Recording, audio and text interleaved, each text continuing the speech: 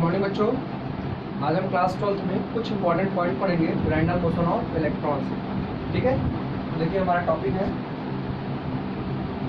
Some important points, some important points related to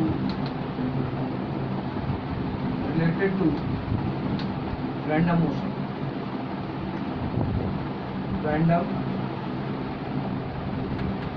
motion of electron।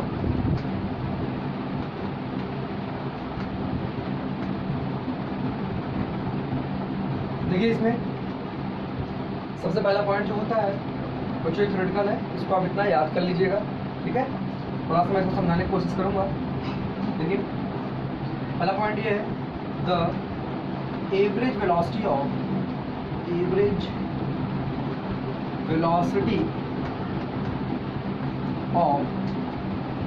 electron, the average velocity of electron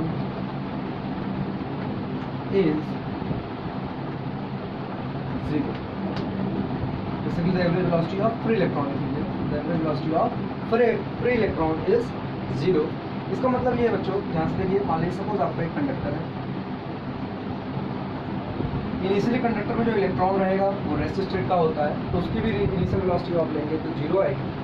ठीक है, लेकिन इसमें क्या कह रहा है, अगर एक इलेक्ट्रॉन की हम बात कर रहे हैं, वो रेस्ट स्टेट से मोशन में गया, यहाँ पर मूव किया, फिर यहाँ मूव किया, फिर यहाँ मूव किया, फिर यहाँ, फिर यहाँ, फिर यहाँ, फिर इस तरह से, मतलब पर्टिकुलर कोई इसमें डायरेक्शन फिक्स नहीं होता। मान लीजिए ये रैंडम मोशन होता है इलेक्ट्रॉन का, इस तरह से ये मूव कर रहा है। रैंडम मोशन मतलब फ्री टू मूव, यानी आप कह सकते हैं इलेक्ट्रॉन का जो मोशन होता है वो जिगजैग मोशन, या हम बात करें तो ब्राउनियन मोशन। ठीक है, तो अब देखिए इसका जो फार्मूला बनाया गया है फ्री इलेक्ट्रॉन का, इसके लिए जो फार्मूला बनाया गया है वो है V average is equal to 1/n summation of I is equal to 1 to n। इसकी वैल्यू होगी V initial is equal to 0। ये फार्मूला आप लिख लीजिएगा। ठीक है बच्चों, ये आपको डेरिवेशन में यूज़ करेंगे डायरेक्ट रिजल्ट की तरफ। ठीक, दूसरी बात जो हम करते हैं वो हमारा है ये भी एवरेज। जनरली अगर ये जस्ट लाइक ये होता है गैस मॉलिक्यूल्स में, जैसे gas molecules random motion air and air करते हैं, उसी तरह से इलेक्ट्रॉन में हमारा क्या करता है, एयर कहीं भी मूव करता रहता है। देखिए दूसरी बात करते हैं, अगर V R M S average, देखिए जो लिखते हैं average velocity V average gas molecules की बात करें तो उसमें हम लिखते हैं, उसका फार्मूला होता है बच्चों V average equals to 3kT/m। Where K क्या होता है आपको बच्चों, के होता है Boltzmann constant, Boltzmann constant. T आपका होता है रूम टेम्परेचर है, और एम जो है ये मास होता है ऑफ गैस मॉलिक्यूल्स की बात करें, जो भी गैस मॉलिक्यूल्स आप लेना चाहते हैं। यहाँ पे इलेक्ट्रॉन रहेगा तो इलेक्ट्रॉन का मास ले लीजिएगा, गैस मॉलिक्यूल्स। ठीक है, पूरा लिख लीजिएगा बच्चों। जहाँ वैल्यू जब रखी गई एवरेज वेलोसिटी ऑफ जो फ्री इलेक्ट्रॉन मिला, इसकी value average velocity of free electron जो ऑर्डर मिला वो मिला अप्रॉक्सीमेट 10⁵ मीटर पर सेकंड का ऑर्डर मिला। ठीक है, तो ये बेसिकली ये बोला गया कि रूम टेम्परेचर पर जिस तरह से गैस मॉलिक्यूल्स रैंडम मोशन करता है उसी तरह से आपका ये इलेक्ट्रॉन भी मूव करता है। तो जैसे हम वहाँ पे निकालते हैं average velocity of gas molecules by using ये फार्मूला है 3kT/m। बेसिकली ये टॉपिक जो है काइनेटिक थ्योरी ऑफ गैस का है, या आप केमिस्ट्री में भी इसको पढ़ेंगे जब आप मॉलिक्यूल्स और थर्मोडायनेमिक के बाद का चैप्टर जो भी होगा इक्विलिब्रियम वगैरह, उसमें आपको दिया हो सकता है। लेकिन यहाँ देखिए फार्मूला आपको याद करना उतना जरूरी नहीं है, जो आपको याद क्या करना है ये ऑर्डर याद रखना है। ठीक है, अब आगे चलते हैं इस पर, जो आपका है थर्ड पॉइंट है बच्चों मीन फ्री पाथ। क्या है मीन फ्री पाथ, क्या होता है मीन फ्री पाथ? देखिए इसकी डेफिनेशन जो होती है इसको हम लिखते हैं, ये बोला गया average distance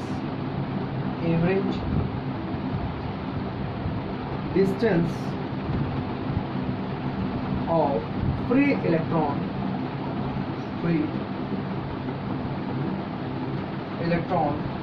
average distance of free electron between any two successive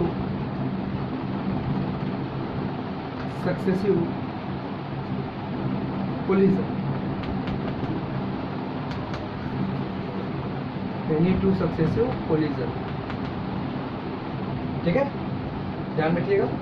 इसका जो SI यूनिट होती है बच्चों, पहली चीज का सिंबल देख लेते हैं। इसको सिंबल जो दिया गया है वो लैम्डा मीन से दिया गया है, और इसकी यूनिट जो होती है SI यूनिट की बात करें तो इसकी SI यूनिट होती है मीटर। क्या होती है? मीटर। फिर आगे अगर देखें इसका जो ऑर्डर होता है बच्चों, किसी इलेक्ट्रॉन के लिए ऑर्डर ऑफ होता है 10⁻⁹ का ऑर्डर होता है, 10⁻⁹ मीटर का ऑर्डर होता है। ठीक है बच्चों, आप पहले इसको नोट कर लीजिए। फिर नेक्स्ट जो टॉपिक आपका है रिलैक्सेशन टाइम, उसके बारे में हम डिस्कस करते हैं। देखिए यहाँ पे मीन फ्री पाथ का मतलब है average distance between any two successive collision. देखिए यहाँ पे मान लीजिए एक इलेक्ट्रॉन यहाँ है, ये किसी इलेक्ट्रॉन एक इलेक्ट्रॉन यहाँ है, इससे टकराया, फिर यही इलेक्ट्रॉन यहाँ से टकराने के बाद तुरंत सक्सेसिव मतलब एक के बाद एक, इससे फिर अगले वाले इलेक्ट्रॉन से स्ट्राइक कर गया। स्ट्राइक करने के बाद जो भी डिस्टेंस मेंटेन करता है यही क्या कहलाता है? मीन सॉरी ये हो गया पाथ एक λ1, जिसको हम बोलेंगे फ्री पाथ। क्या बोलेंगे? Free path. इसी तरह से कई ढेर सारे इलेक्ट्रॉन से स्ट्राइक किया, ऐसे इलेक्ट्रॉन से स्ट्राइक कर दिया, ऐसे ऐसे को ढेर सारे इलेक्ट्रॉन से ये स्ट्राइक कर रहा है, तो यहाँ की डिस्टेंस, ये डिस्टेंस, ये डिस्टेंस, ये डिस्टेंस, यानी इसको अगर मानिए λ1 तो इसको क्या मानेंगे? λ2। कोलिजन करते करते ये 3 λ4। तो लैम्डा मीन का जब फार्मूला आप बनाएंगे क्या लिखेंगे? Lambda mean is equal to λ1 plus λ2 plus and so on, कहाँ तक? Lambda n divided by n से आप डिवाइड कर दीजिए। जितने भी आपकी mean free path free path हो उनका क्या कर लीजिए? एन से डिवाइड कर लीजिए। तो ये बच्चा इसका फार्मूला ज़्यादा इंपॉर्टेंट नहीं है, ठीक है, इसमें ये डिफरेंसेस की इंपॉर्टेंट है। ये इसका फार्मूला है, थोड़ा सा क्लियर लिख लीजिएगा, इसका फार्मूला क्लियर लिख देते हैं। तो आप लिखेंगे लैम्डा मीन जो होगा वो होगा λ1 plus λ2 plus λ3 plus and so on lambda divided by n से आप डिवाइड कर दीजिए। ठीक है, तो λ1 क्या होगा? अगर एक इलेक्ट्रॉन पहला इलेक्ट्रॉन एक इलेक्ट्रॉन अगले वाले से स्ट्राइक किया, वो तुरंत स्ट्राइक कर गया, मतलब ऐसा कुछ। ये इलेक्ट्रॉन यहाँ था, अभी मैंने आपको समझाया, ये इलेक्ट्रॉन यहाँ पहुँच गया, फिर ये इलेक्ट्रॉन यहाँ इसको स्ट्राइक किया, तो ये जो बना पाथ वो क्या आया? λ1 यहाँ पर, ये डिस्टेंस। इसी तरह से ये आगे गया, स्ट्राइक किया यहाँ पे, ये λ2 बन जाएगा एंड सो ऑन, इस तरह से चलता जाएगा। ठीक है, तो आप पहले वीडियो को इसको नोट कर लीजिए। फिर नेक्स्ट टॉपिक आपको इसको वही पढ़ाते हैं, relaxation time. Okay,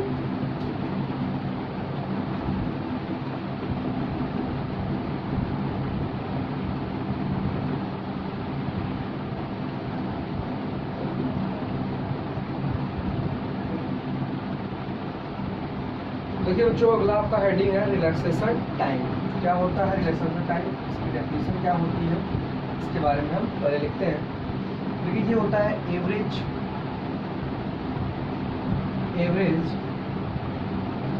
time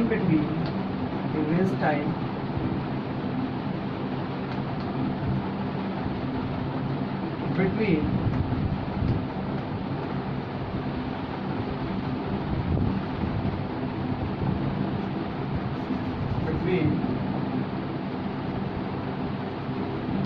two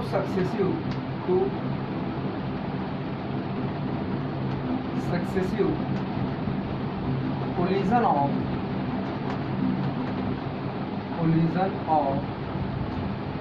free electron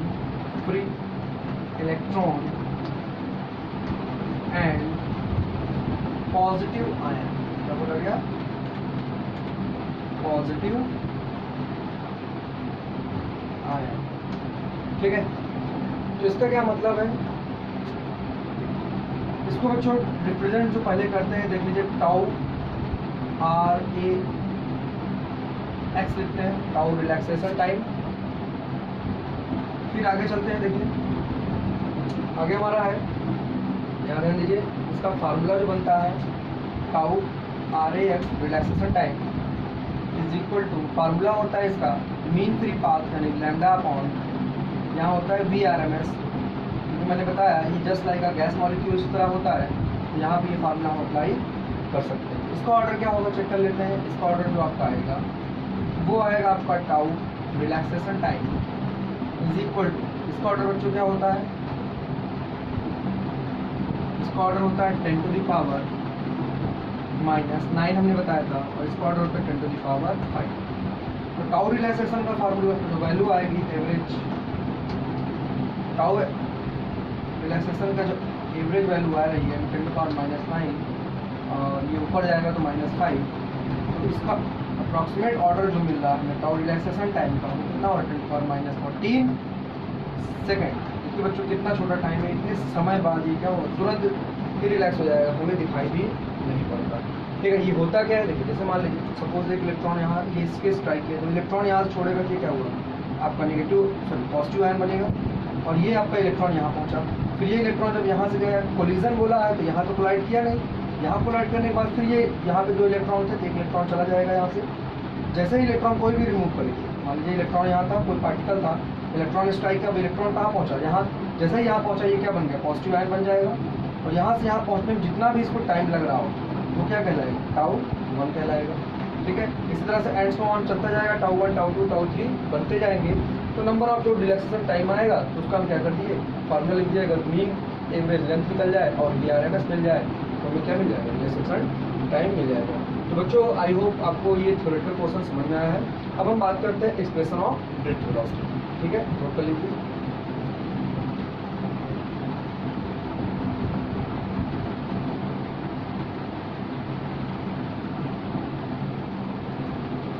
देखिए बच्चों, अब हम बात करते हैं expression for drift velocity of free electron की। बच्चों drift velocity of free electron क्या होता है, पहले ये जान लीजिए। तो बेसिकली ड्रिफ्ट वेलोसिटी जो होती है, ड्रिफ्ट वेलोसिटी क्या होती है, ड्रिफ्ट वेलोसिटी ये होती है average velocity of free electron की बात करता है। एक बात ध्यान रखिएगा, एवरेज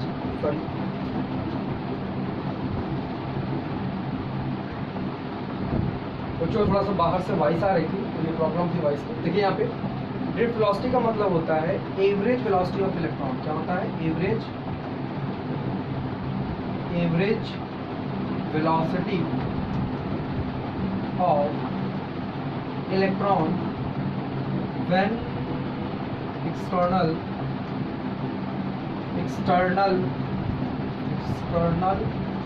field applied।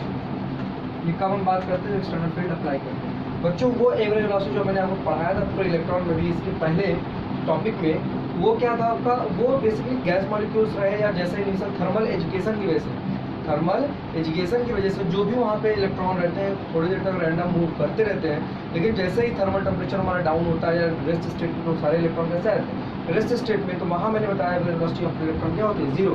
लेकिन यहाँ एवरेज वेलोसिटी नहीं होगी, क्योंकि यहाँ हम क्या करेंगे, कोई एक्सटर्नल फील्ड अप्लाई कर देंगे तो इलेक्ट्रॉन का मूवमेंट होता रहेगा। तो उसी का डेरिवेशन हम करने जा रहे हैं ड्रिफ्ट वेलोसिटी ऑफ इलेक्ट्रॉन। देखिए इसमें सबसे पहले डायग्राम बना लेते हैं। हम मान लेते हैं हमारे पास कोई एक कंडक्टर है जिसकी लेंथ हमने लिया है, ये मान लीजिए हमारे पास एक कंडक्टर है जिसकी लेंथ हमने मान लिया, इसकी लेंथ है सपोज ये L लेंथ का कंडक्टर मैंने लिया। फिर इसमें मैंने इसको एक्सटर्नल इलेक्ट्रिक फील्ड में रखा, ये एक्सटर्नल इलेक्ट्रिक फील्ड थी इसकी, ये E है एक्सटर्नल इलेक्ट्रिक फील्ड, और इसको पोटेंशियल दिया गया, मान लीजिए मैंने V पोटेंशियल इसको अप्लाई कर दिया। ठीक है बच्चों, जो मैंने क्या किया, V पोटेंशियल इसको मैंने अप्लाई कर दिया। बच्चों हम देखिए यहाँ पे हम एक कंडक्टर को दिखा के बताते हैं, ताकि उसके बाद आप डेरिवेशन देखेंगे, उसमें नंबर ऑफ कंडक्टर की बात हम कर लेंगे। देखिए यहाँ पे जो इलेक्ट्रॉन, जैसे मैंने फील्ड अप्लाई किया, करंट फ्लो करना स्टार्ट की, इधर आई इधर जाएगा और इधर से वापस आएगा। तो देखिए यहाँ पे जैसे मान लीजिए सपोज एक इलेक्ट्रॉन है, ये आपका इलेक्ट्रॉन है, अप्लाइड फील्ड देंगे तो करंट की डायरेक्शन के अपोजिट जो होता है, आपने 10th क्लास में पढ़ा होगा, करंट की डायरेक्शन के अपोजिट किसकी डायरेक्शन होती है, डायरेक्शन ऑफ इलेक्ट्रॉन। इलेक्ट्रॉन किधर फ्लो करेगा, ये इलेक्ट्रॉन इधर फ्लो करेगा। इसी इलेक्ट्रॉन जो इधर फ्लो करता है अपोजिट डायरेक्शन, इसको बोलते हैं drift velocity of free electron. अब जो एजम्पशन लिए हैं उसकी बात कर लेते हैं। यहाँ लिखेंगे लेट अस कंसिडर क्या मान लिए, हम मान लेते हैं जो आपका है E, वो क्या है, applied external electric field, applied external electric field,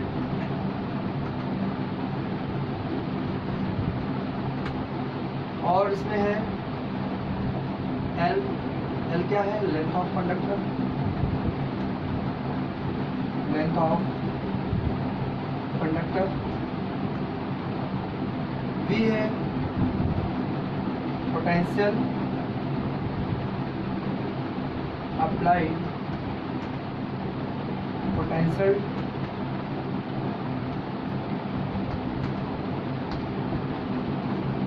और बच्चों आपका क्या है, मान लीजिए अगर कोई m ले लेते हैं, m क्या लिख लेते हैं, mass of electron, mass of electron, ठीक है। और Vd जो आपका है, Vd जो लिखा गया है ये ड्रिफ्ट वेलोसिटी ऑफ इलेक्ट्रॉन, क्या है, ड्रिफ्ट वेलोसिटी ऑफ इलेक्ट्रॉन या फ्री इलेक्ट्रॉन। आई आपका करंट बच्चों, आई कोई यूज ऐसे नहीं होगा डेरिवेशन में, तो इतनी बातें हमने लिखा। अब यहाँ पे हम एक चीज़ लिखते हैं, एक्सटर्नल फील्ड अप्लाइड है, तो यहाँ बात करते हैं पहला पॉइंट, मान लेते हैं इफ F is E है, if E is electric field, ये एक इलेक्ट्रिक फील्ड है, देन हम यहाँ से निकालते हैं फोर्स का फार्मूला, क्या निकालें, force, then F equals to formula हमने पढ़ा क्या होता है, Q इंटू P। आपको कूलॉम फोर्स और इलेक्ट्रिक फील्ड रिलेशन में मैंने ये बताया था, ये फार्मूला था F equals to Q into E। बच्चों यहाँ पे जो F क्या है, इसका फार्मूला फोर्स का, देखिए ये जो इलेक्ट्रॉन मूव कर रहा है किसी फोर्स, और वो फोर्स कौन दे रहा है, हमने जब यहाँ पोटेंशियल लगाया और इलेक्ट्रिक फील्ड लगाया, इलेक्ट्रिक फील्ड से यहाँ क्या है, फोर्स डेवलप हो गया, वैसे भी इलेक्ट्रॉन किधर भागना चाहेगा, इधर भागना चाहेगा। F इक्वल्स टू फार्मूला हो गया, E क्या है, स्मॉल ई, क्यों क्या है, small E charge of electron, E electric field. बच्चों यहाँ देखिए मास है m, मास सॉरी फोर्स क्या है F, तो F को हम लिख सकते हैं mass into acceleration is equal to E into E. तो यहाँ देखिए सबसे पहली बात जो हमें मिल रहा है एक्सेलरेशन, बच्चों ये फार्मूला हम ऐसे नहीं करा रहे हैं, इसका यूज़ है, हमें पता है इसका यूज़ आगे है, इसलिए हम यहाँ पहले ही करा देते हैं। E इक्वल टू जो फार्मूला आपको बन रहा है E upon m into electric field, तो ये हो गया एक्सेलरेशन, ठीक है। अब देखिए अगला हमें जो करना है वो इलेक्ट्रिक फील्ड का रिलेशन बताया था मैंने पोटेंशियल ग्रेडियंट से, तो पहले आप इसको नोट कर लीजिए, फिर हम आगे बढ़ते हैं।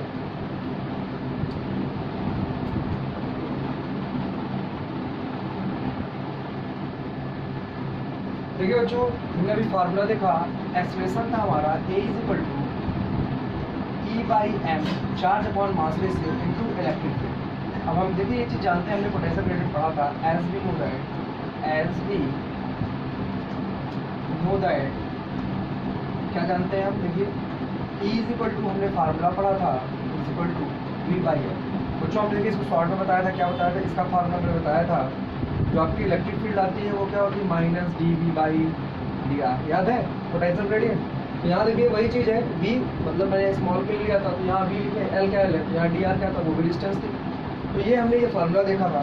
अब देखिए यहाँ पे अगर वैल्यू पुट कर दें, मान लेते हैं इक्वेशन नंबर 1, ये इक्वेशन नंबर लिखेंगे from equation first and equation second की बात करें, एक्सेलरेशन को जो फार्मूला मिला तो क्या मिला, E बाई एम, E की जगह क्या लिखते हैं, V बाई एम, तो क्या यानी ये एक्सेलरेशन का फार्मूला मिला E is equal to EV by m, ये फार्मूला आप याद रखिएगा। अब देखिए इसके आगे हम कंसिडर करते हैं, मान लेते हैं इसकी कुछ इनिशियल वेलोसिटी रही हो, U1 U2 U3 मान लेते हैं सपोज, तो मान लेते हैं let U1, U2, U3 and so on UN is, ये क्या मान लेते हैं, is initial velocity of electron before applied electric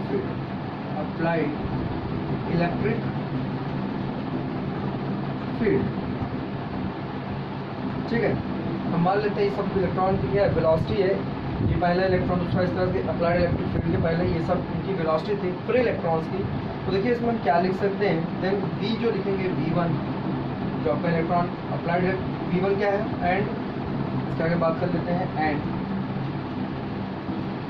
V1, V2 and so on Vn is velocity of free electron, velocity of free electron after after applying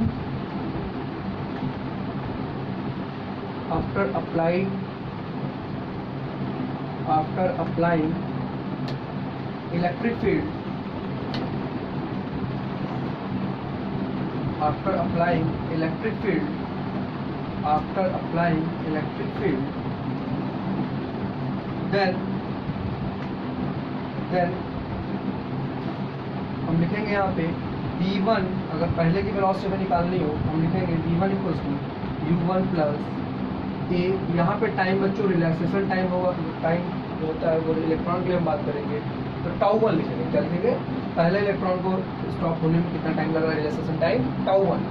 इसी तरह से v2 की बात करें तो v2 हमारा कितना होगा u2 plus a τ2 and so on करते करते vn की अगर बात करें तो vn क्या हो जाएगा, ये क्या हो जाएगा un प्लस ए τ। बच्चों देखिए अगर हम टोटल वेलोसिटी की बात करें, नेट वेलोसिटी ऑफ इलेक्ट्रॉन की बात करें तो हमने बोला था ड्रिफ्ट वेलोसिटी क्या होती है, v ड्रिफ्ट होती है एवरेज वेलोसिटी ऑफ,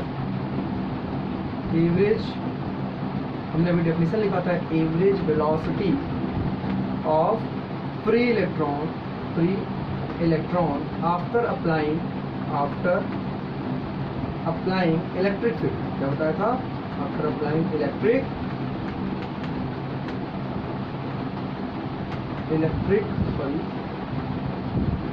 फील्ड। ठीक है बच्चों, अब देखिए इसी टर्म को यूज करते हुए इसका क्या ले लें, एवरेज ले लें। ठीक है, तो आप इतना नोट करिए, फिर आगे हम इसकी बात करते हैं। Note it.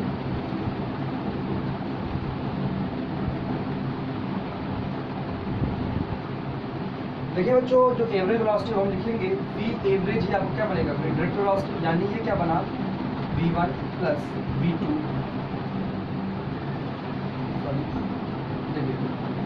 Plus v3 plus dot vn divided by n से डिवाइड कर देंगे। बच्चों यहाँ ध्यान रखिएगा, यहाँ अप्लाइड इलेक्ट्रिक फील्ड की बात कर रहा है तो यहाँ पे जीरो मत लिख दीजिएगा, जैसे पहले थ्योरी बताया। वो फ्री इलेक्ट्रॉन तब है जब आपका क्या हो, थर्मल एजुकेशन की वजह से। यहाँ थर्मल एजुकेशन है, यहाँ अप्लाइड फील्ड दे देंगे तो ये करंट तभी तक फ्लो करेगा जब तक इसमें इलेक्ट्रॉन फ्लो करेगा। जब जैसे वहाँ था तो वहाँ करंट आपका जीरो भी कह सकते हैं, लेकिन यहाँ करंट क्या है, जीरो नहीं होगा, कंटिन्यूस अगर फ्लो करता है तो इलेक्ट्रॉन का भी क्या है, मोशन है। यहाँ ध्यान रखिएगा। देखिए इसके लिखेंगे v d इक्वल टू, इसका लिए फार्मूला हो गया u1 प्लस ए τ1 ब्रैकेट में, दूसरा u2 बच्चों हम दो ही लेके चल रहे हैं ताकि लेंदी ना होने पाए, a τ2 plus and so on un plus a τn divided by n। अब एक काम करते हैं u1 u2 इसको हम अलग लिख लेते हैं, u1 plus u2 plus and so on un divided by n से भी अलग डिवाइड कर देते हैं, ये n कर देते हैं, प्लस यहाँ देखिए a τ1 a τ2 यानी a कॉमन मिल जाएगा, τ1 plus τ2 plus and so on τn divided by ये भी n से डिवाइड कर दीजिए।